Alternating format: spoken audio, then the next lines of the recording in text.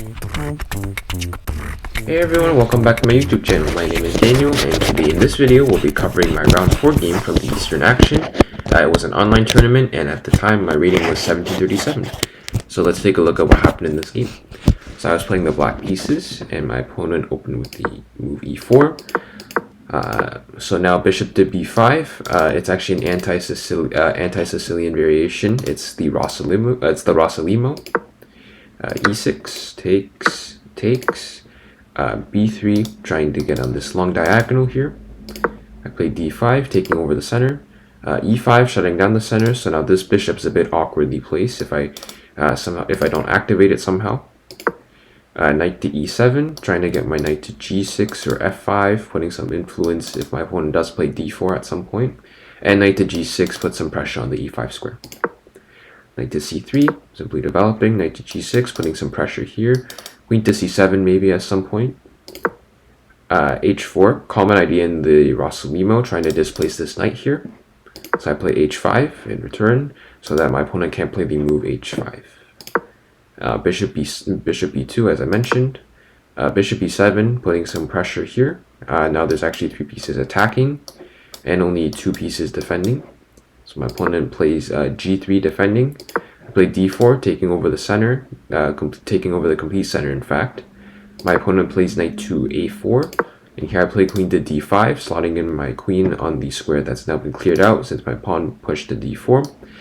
Setting up a pin here, in fact, on this knight, which is actually made even stronger because of this move g3 that my opponent had to play, had to concede the weakness there. And actually now I'm threatening this pawn. It's only defended once. And here my opponent actually blunders immediately and plays queen to e2. Here, after a bit of thought, I play knight takes e5. So knight takes e5, although it looks like it's defended twice by the 2 pieces, one of these pieces actually is kind of a fake defender in a sense, because this knight can, so that piece is this knight. The reason why is because there's this pin, as I mentioned. If knight takes e5, then simply queen takes h1, and I'm up a rook for a knight. Rook and a pawn actually for a knight. And after knight takes e5, if queen takes e5, which is what happened in the game, then I play queen takes f3. I do not have to take back here. I can actually take on f3, and now I'm actually just simply up a pawn. Queen takes f3, attacking this rook. My opponent castles. This move is a bit dubious, although, I mean, there's not much better you can do. There's rook to g1, but now your king's just stuck in the center. Being stuck in the center might actually be better than castling kingside, as you'll see later on in the game, because my king's also in the center. There's not really too much happening right now. I do have bishop to a6 to maybe threaten mate at some point if this queen moves away. But still, rook to g1 is a bit hard to play as a human. Castles make some sense. Here I play bishop to f6. I do give away this pawn. Queen takes c5, but I calculated that queen takes c5, I should be completely fine after a move like e5. That's why I play bishop to f6, because I realized that after queen takes c5 and I play e5, the queen is essentially, in a sense, it's kind of locked in jail. There's no way for it to get back to protect the king at any point. And if you currently look at the position, I have these 4 pieces most likely going into the attack. This bishop here will probably land on h3 at some point. And white has 4 pieces which aren't really helping the defense of white. And also considering white has this type of a pawn structure on the king side, which is really, really weak, I have ideas of maybe even playing rook h6, rook g6, and like taking on h4, just as an example. White's position is already at this point on move 15 already completely busted. Also, besides e5, I should mention, opens up this diagonal for this bishop to go to like a square such as h3. For example, let's say like a random move like a3, then I just have bishop to h3. This is overwhelming pressure, probably going to be checkmate. So, yeah. So e5, my opponent plays king h2, preventing bishop to h3. Here I play g4. The queens, all of these pieces are locked away, so white's basically playing with a rook, these 3 pawns, and maybe this rook, if this rook can get here, as defense. So after g4, as I mentioned, rook a to e1, and here I actually have to be really careful. Here, my first instinct here in this position, I thought for a little bit here, was to simply just take here. However, taking here is actually a really bad mistake. It's actually a blunder because of the move bishop takes d4. And now all of a sudden, white has a lot more defense here. This pawn's going to fall, and white's pieces are going to get back to defend. And the reason why I can't take back is obviously because there's a pin here. So in order to make sure I can continue the attack smoothly, I have to firstly play bishop to e6. Developing a piece. This pawn, I should also mention, is defended backwards by the queen. And now there is no bishop takes d4 because I simply have pawn takes d4 because the bishop is now stopping the pin. So that's why I had to play bishop to e6, and that's actually the only move in the position. My opponent tries c4. Not really too sure why. Maybe trying to bait me into playing en passant so that there's like queen takes and then his pieces can get back. But I don't have to take. I can now play g takes h4 because there is no bishop takes d4. Bishop takes d4 anyways. Trying to sacrifice a piece because if I take, maybe like white's queen can swing over here at some point, and maybe put some influence and maybe put some defense here. E takes d4. Queen to d3, queen to d6, trying to get back to f4 to trade off queens. Here I play h3. Threat is queen to g2 checkmate. Rook to g1 is pretty much the only move. Queen takes f2, king to h1, queen to f3 check, and then rook to d8. Here I realized that there was queen to f4, but I wasn't too concerned. Because I realized that I'm up a piece, so I don't have anything to worry about. I also just took this f2 pawn. This pawn is also passed. I'm completely winning here. There's nothing to worry about.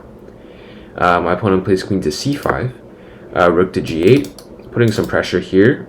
Maybe you can play like bishop to e7 and reroute to d6, or maybe even in some really obscure variation, maybe move my king somehow, double up on the g file. Here rook to f1, queen to e2 check. King to h1, queen to e4 check, king to h2, and here I believe, yes, here I find a really, I found a really nice move here, which is rook takes g3. Rook takes g3, I had calculated, and I calculated that it should work. At the minimum, I trade pieces, and at the most, I probably checkmated my opponent.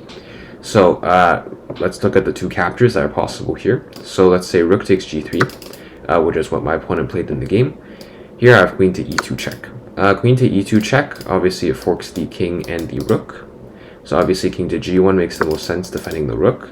And here I have h2 check. Now the king has to go to the corner, king to h1. And now I can simply play queen takes f1, king takes h2, and queen to f2. And then let's say after a move like rook to g2, which is what my opponent played. Here I actually finished the game off really nicely. Queen to h4, king to g1 only move. Queen to e1, king to h2 only move, and here I play bishop to e5 check. And here my opponent actually resigned, because they have to give away their queen now. The reason why is because all of these squares the king can go to are now defended. So the king can't go to the back rank, they're covered by my queen. The king can't go to h3, covered by my bishop. King can't go to g3, and obviously it can't stay there because currently it's attacked by my dark square bishop. Rook to g3 doesn't work either because my queen also protects g3, so I can simply take, followed by queen h2 checkmate. So here my opponent's only move that doesn't lead to checkmate immediately would be just queen takes e5, and then after queen takes e5 this is completely winning. So now let's go back. The other variation here is, let's say, king takes g3. King takes g3, here there's a number of ways to win. The cleanest way, well, the way that the computer suggests is actually playing h2. Here if king takes h2, then I have queen to h4 check, king to g2, queen to h3 check, king to f2, bishop to h4 check. These diagonal pieces are putting in a lot of work. King to e2, bishop to g4, bringing in another bishop, and then here there's obviously no squares the king can go to. All of these squares are covered by my bishops and my queen. So here my opponent just has to give away all their pieces and then it will be checkmate. So after h2, if you play a move like rook to h1, then queen to g4 check. If you play king to f2, then there's simply bishop to h4 checkmate. And if you take the pawn here, king takes h2, then I have queen to h3 check, king to g1, and I have this really nice queen to g3 checkmate. And the king is surrounded by its 2 rooks, which is quite funny. As I mentioned, after queen to e2, h2, here my opponent simply resigned after the move bishop to e5, seeing as the fact that there are no squares that the king can go to, and my opponent has to sacrifice the queen. Not to mention, my opponent already sacrificed a bunch of other pieces. Their king is completely wide open. Worst case scenario, I still have this h-pawn that is passed, and this is completely winning. So in general, a pretty nice game, a very smooth game in fact, a really nice attacking game, coming off of an initiative right out of the opening, with the move knight takes on e5 here, spotting this really nice tactic to win a pawn, and then having forcing my opponent pretty much to castle, and then launching a big attack. Really nice pawn sacrifice, seeing as e5 locks the queen away, and also with bishop to h3 ideas, a really smooth game in general. So yeah, hope you all enjoyed. Thanks for watching.